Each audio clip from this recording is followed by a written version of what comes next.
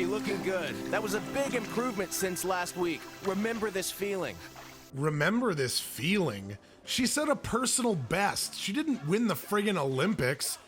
Matter of fact, she didn't win anything. What are you talking about? Remember this feeling.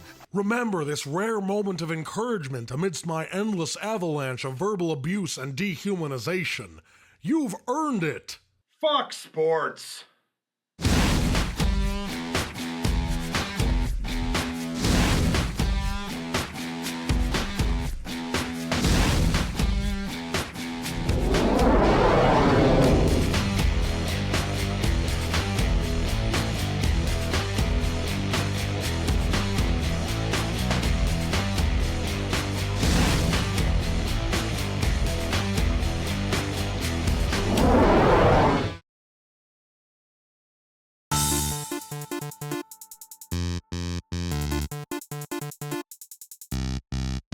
Settle in on... What's wrong? You look so nervous.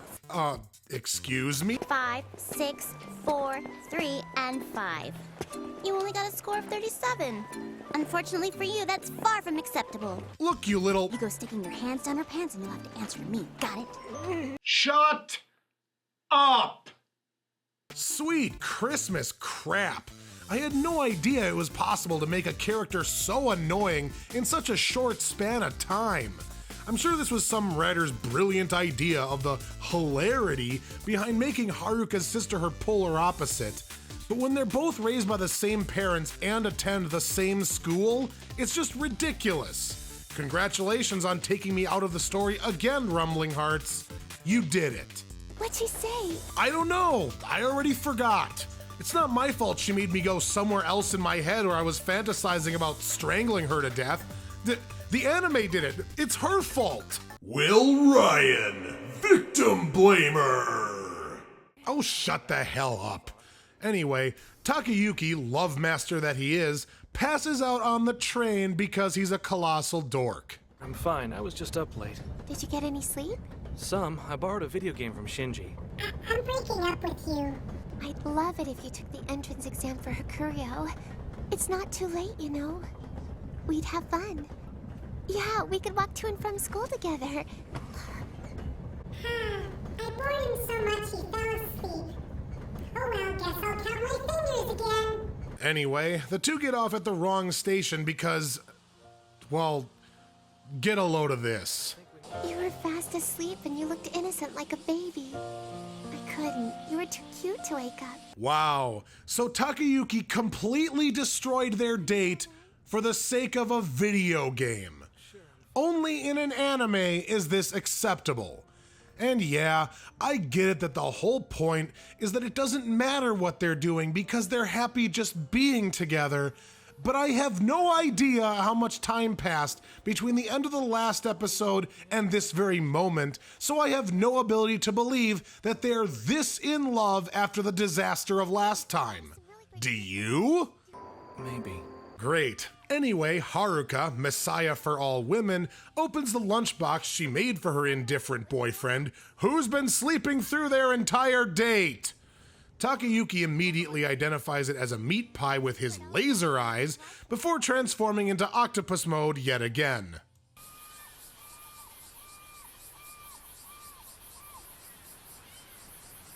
I like this.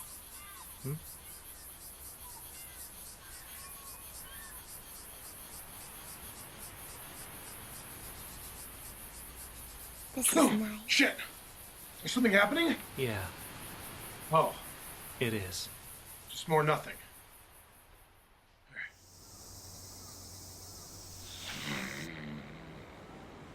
Elsewhere in Zero Tension Theater, Mitsuki gets mad because she's alone.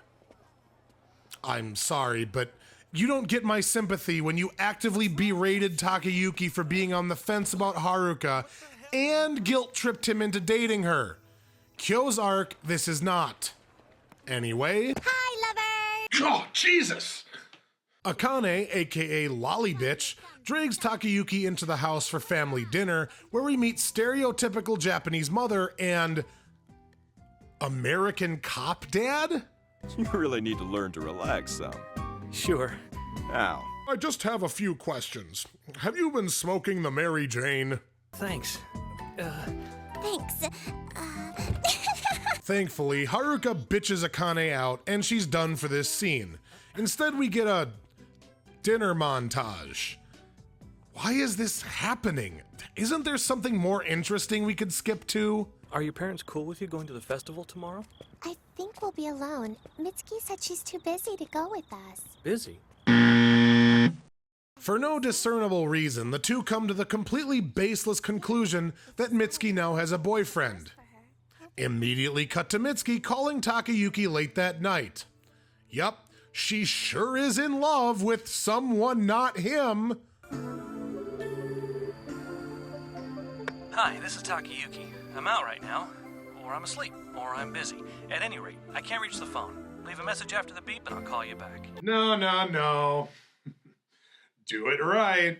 Hello, this is Takayuki. I'll be with you in just a second once I'm done counting my fingers. 1, 2, 3, 4, 5, 6, 7. Hold on, I lost count. 1, 2. Demonstrating even further how stupid Takayuki is and how selfish Mitsuki is, they go to the hill and abandon Haruka at the festival. Wow, what great friends. And everyone admires my hair, but I hate it. It's pretty and lush and rich. I'm sorry, what? You hate the girly things about yourself? It represents the part of me that I don't want. Just cut your fucking hair! Or do you just hate every single thing about you? Should I care? Please marry Sue harder. I've just about had everything I can take of Mitsuki falling all over herself for this worthless sack of skin tissue when Haruka shows up to give them the what for. It's okay. Whatever. Man. So this is what the complete opposite of F looks like. It's way worse than I could have ever imagined. Just to remind you in case you passed out at some point, this episode has consisted of Haruka and Takayuki talking, Haruka, Takayuki, and her whole family talking, and now Mitsuki and Takayuki sitting on a hill talking. You know, variety is the spice of life, guys. Isn't there anything else you can show me? I'm sorry about today. Well, after Haruka grows boobs between edits, she and Takayuki head up to her room and get their smash on and oh no. No. Is it just me, or is this the room of a 6-year-old? She has a giant teddy bear, a stuffed rabbit, animal print and pillows, and a bookcase of children's books. If she's not secretly a child, then the only explanation is autism. It's my life's dream to write children's books. That's why I have to go to college. I'm gonna major in child psychology so I know just the right things to put on the page for the kids. So you have children's books, huh? How about fitting this dick in your ass? Yes. Well, it's not like the nothing he said was a better transition. Anyway, the two are interrupted by Akane because, of course they are, and then they talk about their awkward finger movements or, something. Like the brightest stars in the darkest skies of night. Like the brightest stars in the darkest skies of night. Hearts that have truly joined will never fade. Hearts that have truly joined will never fade. Even if these hands ever pull apart. You know what I'd love to know? Where the hell they got this pledge from? I mean, is it from one of Haruka's children's book? A famous Japanese children's book? Is it some traditional Japanese pre-engagement engagement?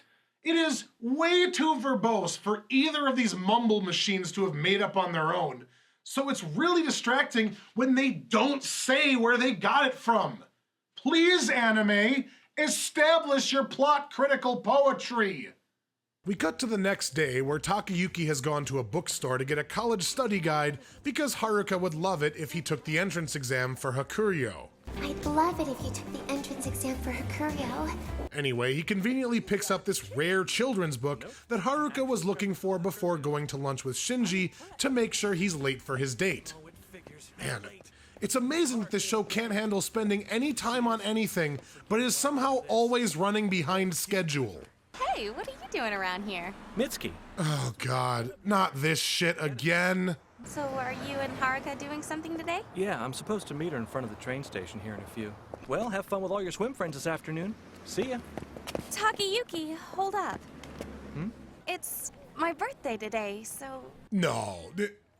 No. No. Oh, this is the one I want, right here. Oh, come on!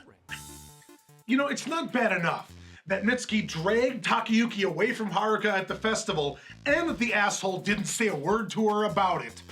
But now he told her that he has a date with Haruka that he's already late for, and she still demands that he blow off his girlfriend and spend time with her instead. I guess the best friend can go fuck herself. Man, and Takayuki agrees to this. I hope you both end up endlessly miserable. Well, spoiler alert, they do. After Takayuki buys the ring for Mitsuki and she puts it on her wedding band finger, he races off to meet Haruka when he was late for their date before his total idiocy got the better of him. And we cut to... Haruka? Haruka? Jason! Jason! Jason! Jason! Jason! Jason! Jason! That car ran right into her. Hope she wasn't waiting for someone. This is fucking what? That car ran right into her.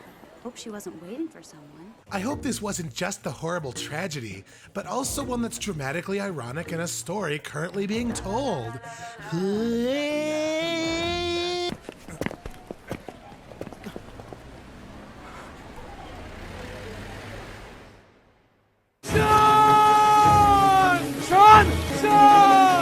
Time of accident, 2:15 p.m. Approximately 45 minutes after her boyfriend was supposed to meet her, over. Man, what an asshole. I have verified the identity of the victim through her student ID. Her name is Haruka Suzumiya. Finally, after a credits sequence with wildly inappropriate music playing over sequences of everybody being devastated by the tragedy, which I have become completely immune to, the episode ends. You know, I'd appreciate it if someone could explain to me just exactly why I'm supposed to care at all about either of these now main characters. Back when I did F, I ranted for a long time about how unfair, just plain wrong it was for Yuko to blame Himura for something he was not to blame for. But here, it is most definitely their fault. At least partially. I mean, he told Mitsuki that he had a date with Haruka. She begged him to blow her off, and he agreed. In fact, if I had to pick someone, for whatever reason, to excuse from the blame here, once again, it would be the guy. Yes, Takayuki. Now, granted, I have no intention of giving leniency to either of these cunts, but just think about it for a second. Mitsuki asked Takayuki to blow Haruka off the first time, but she didn't know he had a date with her. So that time, it was all Takayuki's fault. The important takeaway being that Haruka said it was okay because Takayuki was spending time with her best friend. That's why she let it go. However, this time, Mitsuki knows full well that Takayuki has a date with Haruka that he's already late for, and she still demands that he blows her off and buys some stupid birthday ring or whatever. I don't care if Haruka intends on being the most forgiving person until the end of time. This is not something you do to your best friend. Hell, it's not something you do to your girlfriend either, but Takayuki is nothing more than an accomplice. This entire thing was Mitsuki's idea. She knew what she was doing and did it anyway. This is way worse than Takayuki agreeing to go with her. I'm sure that at the time, he assumed it would only take a minute or two, and with Haruka's past permission, he was more inclined to say yes. But Mitsuki's reasoning is that it's her birthday. She doesn't pull him aside to talk about some life issues like before. She makes him buy her something instead of spending time with his girlfriend. What a horrible, selfish asshole. Again, don't get me wrong. Takayuki is definitely still on the hook for this. If he's broken up and depressed now, that's what he gets. And Mitsuki full on deserves it. But you will not believe where the story goes from here. I mean, if you think this is bad, you have no idea how deep the abyss goes. Hopefully, we can all meet on the bottom, safe and sound. Till next time. Hey guys, Will Ryan here. If you're new to our channel, go ahead and click that little icon right there in the middle of the screen to subscribe. And if you want to check out more in-depth dissection like what you just saw, go ahead and click on one of the 3 previous seasons of 25 the Hard Way. Enjoy yourselves and stay skeptical.